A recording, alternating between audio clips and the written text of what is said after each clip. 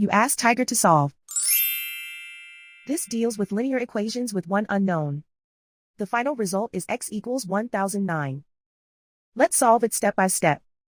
Simplify the expression. Group like terms. Simplify the arithmetic. Group all constants on the right side of the equation. Subtract 2018 from both sides. Simplify the arithmetic.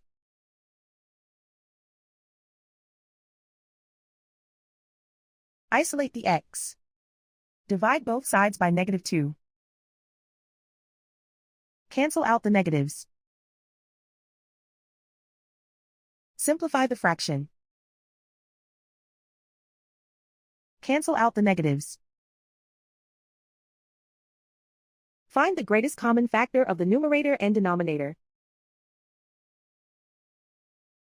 Factor out and cancel the greatest common factor.